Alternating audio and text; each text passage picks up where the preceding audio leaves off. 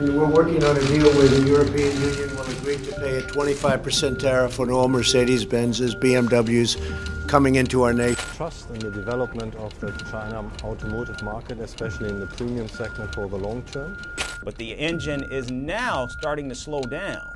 Massive layoffs, factory closures, and rising competition are shaking the very foundation of Germany's industrial strength. The German cars on U.S. lots today, they might be the last ones you'll ever see. BMW, Audi, and Volkswagen just froze all American shipments. No warning, no press release. This collapse hits more than just dealerships. It threatens jobs, prices, and the entire U.S.-EU trade alliance. How did we miss the warning signs? Why are German brands walking away from the U.S. overnight? And who pays the price if this spirals out of control? Because by the end of this video, you'll see this isn't about cars anymore. It's about power and much more. The distraction. China's decline masked the real threat. At the beginning of 2025, headlines focused squarely on Asia. Germany's two biggest automakers, Volkswagen and Mercedes-Benz, reported catastrophic first-quarter earnings, with net profits plummeting more than 40% compared to the same period last year. The companies pointed to a clear cause: weakening demand in China. Once the crown jewel of global automotive growth, China had become a difficult terrain. Interest rates had climbed. Local electric vehicle makers were rising fast, and Western brands were losing ground. For automakers long accustomed to dominance in Chinese showrooms, this felt like a sudden collapse. Industry analysts amplified that message. The slowdown in Asia was billed as the main headwind, and for a while it was believable. Executives gave earnings calls focused on rebalancing supply chains in Asia and doubling down on hybrid platforms. News outlets echoed the story. Germany's auto industry was suffering from a regional cooling, but that narrative missed the mark. Quietly, while eyes were turned east, a storm was building in the West. In Washington, U.S. trade officials were re-evaluating transatlantic imports. President Donald Trump had returned to the tariff table with renewed determination, viewing the European Union's car dominance in the American market as a structural imbalance in need of correction. While German automakers obsessed over Asia, they failed to see the real threat forming in the White House. And when it finally struck, it didn't come from Beijing. It came from Pennsylvania Avenue. With no warning and no room to maneuver, the ultimatum: move production or pay. On May 23, 2025, President Donald Trump shattered the silence. In a short, unambiguous statement, he announced that all European Union vehicles imported into the United States would face a 50% tariff effective June 1st, unless production was relocated to American soil. There would be no grace period, no phase-in, and no discussion. The message was as blunt as it was powerful: move production or pay. The countdown had begun. The announcement triggered immediate fallout across the global automotive industry. Brussels condemned it as economic aggression. Markets wobbled. Stocks for German automakers dropped sharply in pre-market trading. But inside the companies themselves, shock quickly gave way to urgency. With less than 10 days to react, there was no time for diplomacy. Across Germany, lights stayed on late in boardrooms. Emergency meetings convened at Audi, BMW, Mercedes-Benz, and Volkswagen. Executives asked tough questions.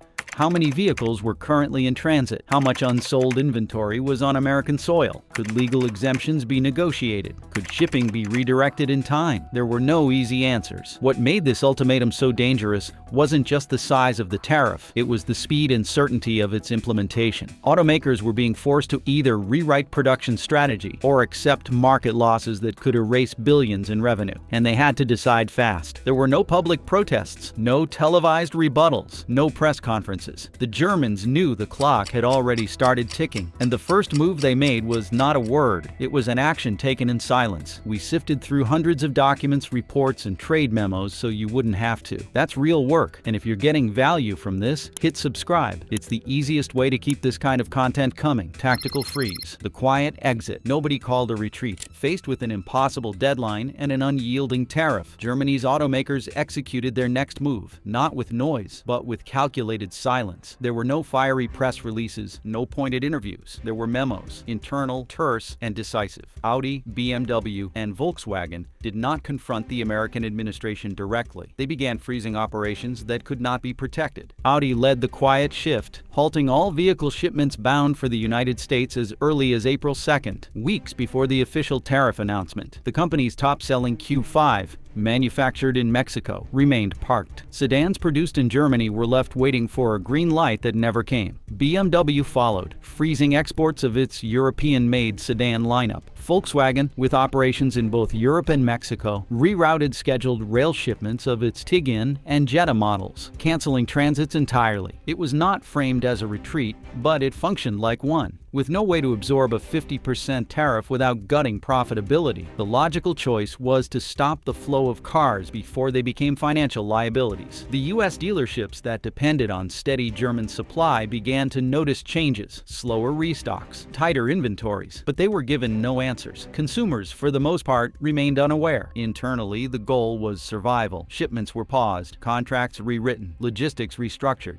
In essence, German brands were pulling out without saying so. They were buying time, waiting to see if Trump would blink, if negotiations would buy them breathing room. But as the freeze set in, not every company opted for silence. Some chose a far more aggressive strategy. Inventory flood. Porsche and Mercedes make their move. While Audi and BMW paused, Porsche and Mercedes-Benz took a different approach. They accelerated. Porsche made the first bold move, rushing an estimated 5,000 vehicles across the Atlantic before the June tariff deadline. Mercedes followed, increasing inventory saturation in key U.S. markets, including Alabama, Las Vegas, and New York. These were not random locations. They were logistical strongholds, offering the storage space and dealer network needed to absorb excess volume. This was not an act of panic. It was an act of preemption. Porsche and Mercedes executives understood that if tariffs were enacted as planned, shipping vehicles later would mean pricing them out of competitiveness. So they decided to front-load the problem. If the U.S. government was going to slam the door on European imports, they would rush through that door before it shut. The strategy had risks. Accelerated shipping schedules came with premium fees. Customs bottlenecks threatened delays. Dealers were forced to take on more inventory than they could immediately sell. But the companies calculated that the cost of moving early was still cheaper than the cost of losing the American market altogether. There was also a secondary goal: to maintain visibility. German brands have long depended on showroom presence to maintain brand equity. An empty Porsche lot would signal weakness. A Mercedes shortage would suggest vulnerability. By flooding inventory before the tariff date, both brands bought time, not just for operations, but for reputation. The difference between freezing and flooding came down to posture. Some companies played defense, others chose offense, but all were reacting to the same threat. And that threat is only beginning to escalate. From tariff to war, Trump doubles down. What began as a policy shock in April quickly escalated into an economic confrontation. President Donald Trump's original 25% tariff on European vehicle imports had already disrupted supply chains, but it was not the final move. It was merely the opening gambit. By late May, the White House made it official. The tariff would rise to 50% across the board, and it would not be limited to vehicles. Trump's statement was clear. If Europe wanted to dominate American markets, it would have to pay for the privilege. Otherwise, it could build its goods on American soil like everyone else. This was not about trade mechanics anymore. It was a declaration of economic warfare, one that sent a message to every foreign automaker relying on the United States as a passive consumer base. The new tariff schedule included not only German sedans and SUVs, but also performance vehicles, hybrid models, and even electric fleets. German executives were blindsided not by the speed, but by the scope of the escalation. And then Trump expanded the fight further. Tech giant Apple became the next target. If Apple wants to sell iPhones here, they can build them here, Trump said. The implications were immediate. Apple's stock fell nearly 4% in pre-market trading, sending a warning to every multinational corporation. This was no longer an isolated tariff on cars. It was the transformation of trade policy into a geopolitical weapon. Automakers, tech giants, and European allies all realized that this was no longer a skirmish. It was the opening salvo of a full-scale trade war. And in Brussels, the response was already loading. Europe strikes back. Brussels' £100 billion retaliation package. Brussels did not blink. Within 72 hours of Trump's announcement, the European Commission, led by President Ursula von der Leyen, unveiled a sweeping retaliation package valued at €100 billion. The message to Washington was sharp. If the United States raises tariffs, Europe will raise stakes. The package targeted a curated list of American exports, chosen not just for their economic value, but for their political symbolism. American bourbon, Harley-Davidson motorcycles, Boeing aircraft, aircraft, and Caterpillar machinery were all placed on the retaliation list. Even US-built cars were named directly. This was not about tit-for-tat economics. This was a calibrated shot aimed at the American heartland. The targets were products from states and districts with political leverage, battleground zones in upcoming elections. Brussels understood that if it could not prevent the tariffs, it could at least make them hurt. The deadline was set. The European Union gave Washington until July 1st to come to the table. If no compromise was reached, the retaliation package would go live, and once activated, the EU warned the consequences would be structural, not symbolic. European automakers, already in crisis mode, now faced a two-front war. On one side, they were being priced out of the American market. On the other, they faced internal pressure from policymakers and trade ministries determined to hold the line. Diplomats scrambled to reopen communication lines. Lobbyists for both American and German firms flooded Capitol Hill. But the tone had already changed. This was no longer a policy dispute. It was a geopolitical conflict with enormous financial gravity. And inside Germany, the pressure on Berlin to act decisively was reaching its limit. Berlin's dilemma: no retreat, but no path forward. In Berlin, the pressure was no longer just economic. It was political. The German government found itself in the middle of a crossfire it could not defuse. Chancellor Olaf Scholz made his position clear. Germany would not abandon its automotive industry, nor would it fold to what he called coercive trade brinkmanship.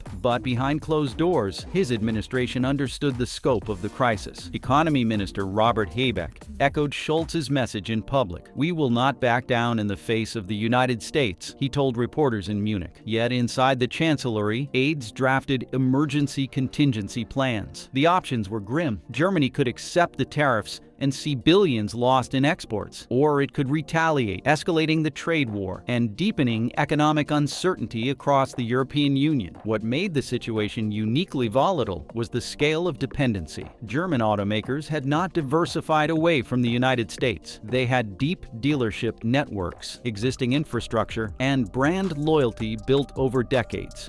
A sudden decoupling would not just hurt the companies, it would hurt tens of thousands of workers, hundreds of suppliers, and entire regions dependent on transatlantic trade. Public opinion in Germany remained divided. Some believed it was time to stand up to Washington's bullying. Others warned that pride would lead to unnecessary economic damage. And within the industry, executives began issuing quiet ultimatums of their own. Either the government negotiated a resolution, or companies would begin moving production preemptively to avoid collapse. Caught between national sovereignty and global market forces, Berlin stood at an impasse. What happened next would not be decided by policy, but by survival instinct. The internal realignment.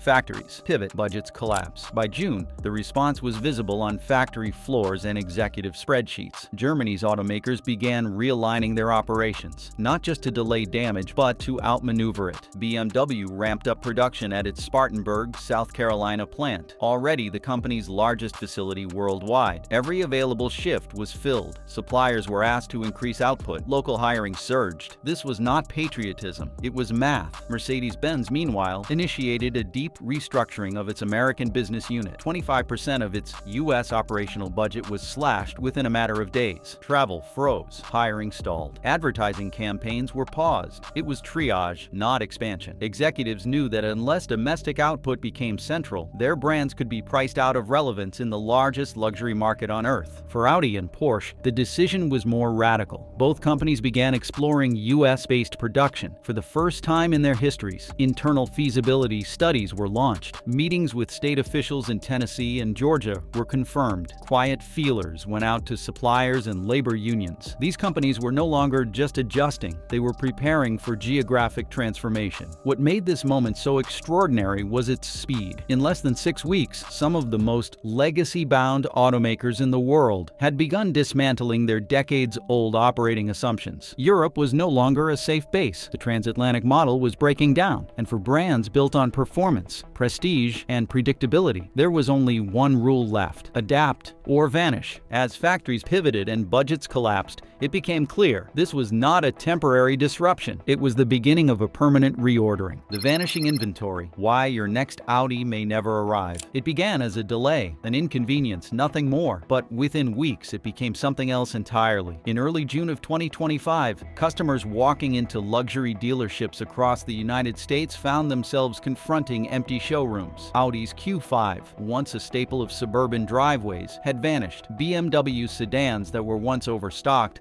had now become back-ordered, with delivery dates pushed months into the future. And Porsche, whose lease programs had long enticed drivers with aggressive pricing, was quietly raising rates by 5 figures. What began in diplomatic chambers was now unfolding on the asphalt lots of American car dealerships. The immediate cause was simple. Shipments had stopped, but the broader consequence was not just fewer choices. It was a complete rupture of the consumer experience. German automakers had become the backbone of the U.S. luxury vehicle market. For years, buyers had been trained to expect availability, variety, and seamless upgrades. Now, inventory pipelines were broken. Orders placed in March had not arrived by June. Some models were removed from dealership offerings entirely. Sales representatives were left improvising. Customers were told their desired configurations were in production, on the water, or on hold. In reality, many of those vehicles were stranded in European ports or frozen at the factory. The tariff threat had broken more than supply chains. It had broken trust, and the deeper the distortion ran, the clearer it became that the issue wasn't limited to dealership lots. It was rooted in something far more foundational to Germany's economy itself. Germany's GDP on the edge. The numbers are brutal. The alarm bells ringing in American dealerships had an echo, louder, deeper, and far more dangerous across the Atlantic. In Munich, Berlin, and Frankfurt, economists and policymakers were confronting the full gravity of the crisis. According to projections released by the IFO Institute, Germany's GDP was on track to shrink by nearly 2% in 2025 if the US-EU tariff war continued. That may sound incremental. It is not. For an export-heavy economy built around industrial output, a 2% contraction represents a blow akin to a recession. The automotive sector is Germany's largest manufacturing pillar. Roughly 1/5 of its revenue comes from exports to the United States. That channel, once robust, was now choked. Vehicles sat idle at ports. Factory shifts were reduced. Supplier contracts were renegotiated or canceled. And the uncertainty rippled beyond cars into steel, plastics, electronics,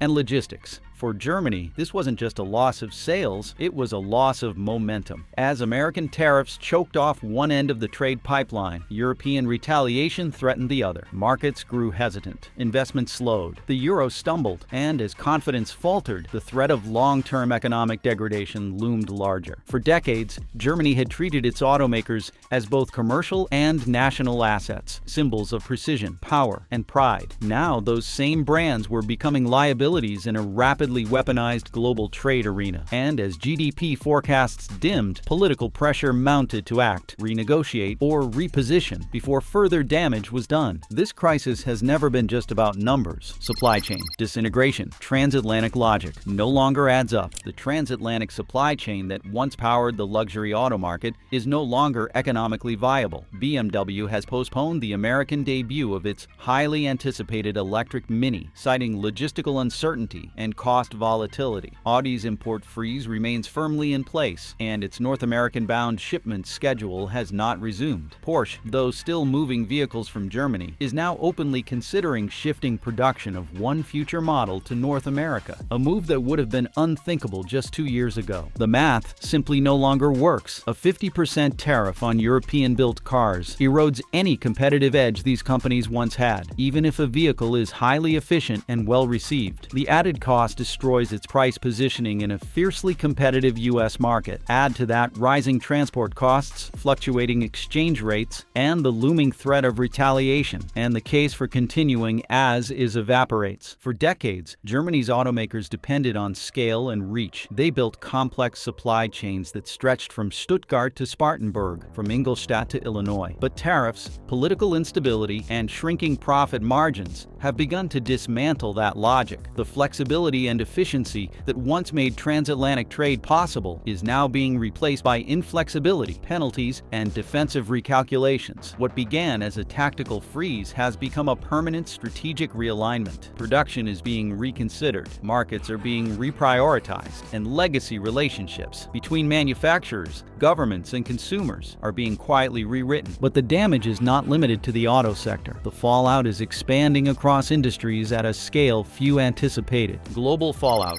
This is not just about cars anymore. The unraveling of the US-European automotive relationship is no longer confined to showrooms and factories. It is reaching into boardrooms, foreign ministries, and agricultural supply chains. What began as a targeted tariff on imported cars is now rippling through agriculture, technology, aviation, and defense. These are not isolated ripples. They are fault lines splitting the transatlantic alliance. American bourbon producers are bracing for European tariffs. Aircraft manufacturers are preparing for dual market retaliation. Technology companies with cross-border partnerships face operational gridlock. From farm equipment exports in Iowa to semiconductors sourced through Germany, industries that once relied on frictionless trade with Europe are facing sudden uncertainty. In Brussels, policymakers have expanded their retaliation package to include up to $100 billion in U.S. goods. The list grows by the week. This economic clash is occurring at a moment when Western alliances are already under pressure. Russia's ongoing war in Ukraine has fractured energy supply routes and destabilized Eastern Europe. Rising tensions in the Indo-Pacific, particularly around Taiwan,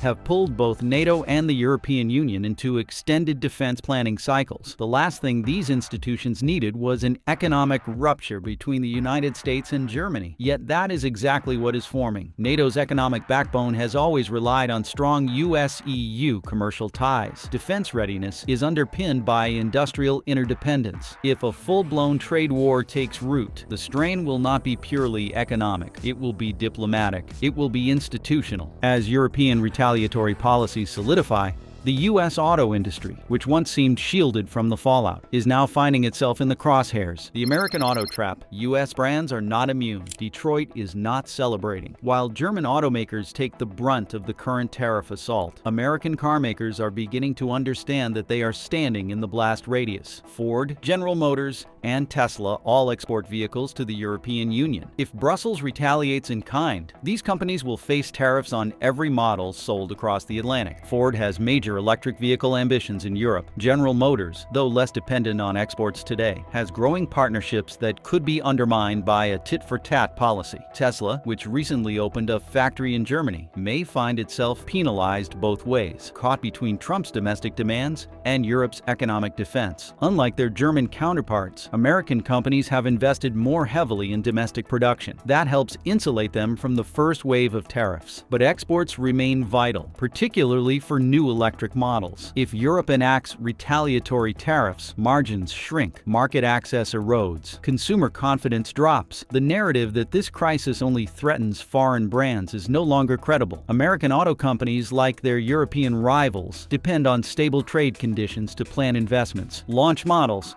and allocate global resources. Tariff escalation disrupts all of that. Even the perception of trade instability forces boardrooms to postpone projects, delay hiring, and shift priorities. For now, Detroit is watching. But with every passing week, the probability of direct impact increases. This crisis began in Germany, but it is making its way to Michigan, and the clock is running out for everyone. The final countdown. Can this be contained? As June draws to a close, the window for diplomatic resolution is rapidly narrowing. With fewer than 4 weeks remaining until tariffs hit their full 50% ceiling and European retaliation goes live, the world's automotive ecosystem is perched on a knife's edge. Inside ministries and multinational headquarters, decision makers are racing to model scenarios, none of which look favorable. If no agreement is reached, German automakers face a future in which American expansion is no longer tenable. Production relocation becomes not a question of preference, but of survival. Supply chains that took decades to build are dismantled in months. Jobs follow, innovation slows, pricing soars, and the foundational trust that once defined the transatlantic commercial relationship is shattered. The consequences for the U.S. are no less severe. European retaliation will hit agriculture, aviation, and the very American automakers that believed they were protected. Tariffs are rarely clean. They rarely isolate. They drag down everything tied to the targeted supply chain.